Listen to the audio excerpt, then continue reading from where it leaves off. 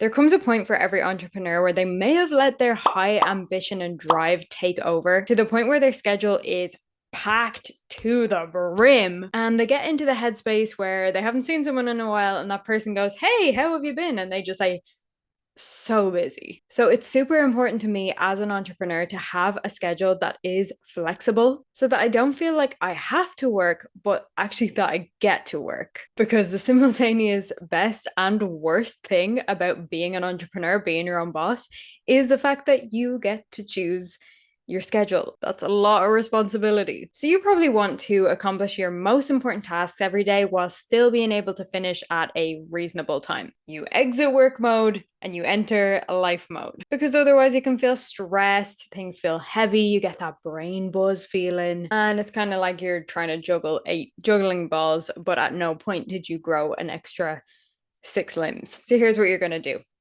Weekly planning at the start of every week. And actually, I'll go a step further before the week starts because there's actually quite a bit of mental preparation that goes into planning a week. And now I want you to make this a really enjoyable process. Sit down, light a candle, grab your favorite hot beverage, put a nice blanket over you.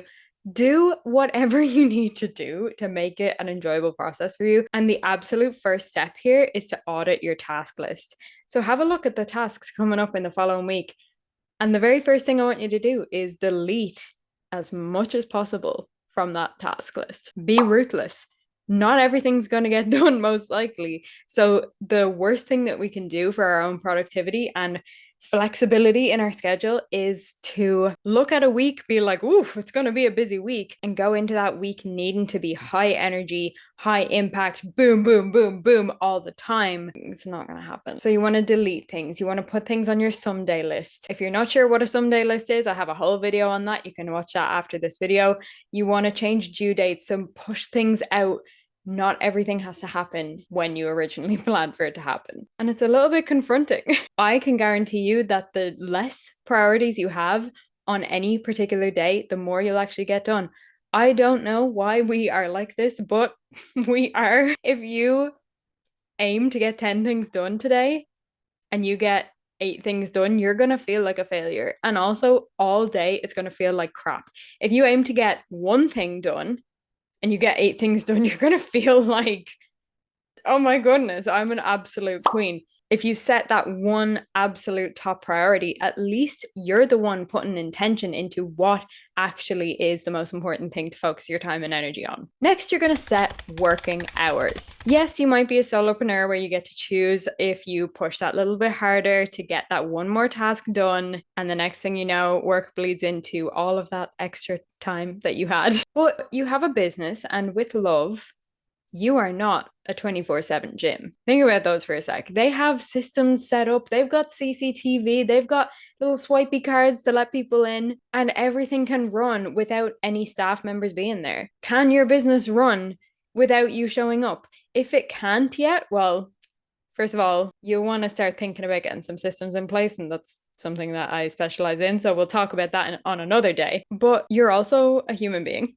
and you only have so much energy. You only have so much focusability. You've only got so much capacity to deal with bullshit. So when you have a non-negotiable start and end time, oh, your capacity will actually shift, which is really interesting. And then outside those hours, you're not CEO you, you're human you. You're human you who loves doing jigsaw puzzles or, reading crime thriller books or watching mom vlogs. The next thing you're going to do is you're going to have intentional work sessions. So let me ask you this. Do you sit down to work for the day and just go, right, I'm working now until 4 or like whatever time you stop, and you just kind of work indefinitely? I can guarantee you that is a recipe for disaster and fluffy productivity. So what you want to do is break it down into either 30-minute segments or 60-minute segments. I like doing 30 minutes because it feels a little more doable, and set a target for that segment. So it's not just, well, now I'm creating content for the next half hour. It's in this 60-minute session, I'm going to get this free masterclass that I'm doing mapped out, completely bullet pointed out, and be done with it by the end of the 60 minutes. Because then within that 60 minutes, you're going to be actually focused. You're not going to be La la la la. Ooh, let me pick up my phone. You're also going to create an exit strategy. One of my favorite things is to have some form of routine that ends the work portion of your day and starts the life portion of your day. But there's two most important things that you need to do.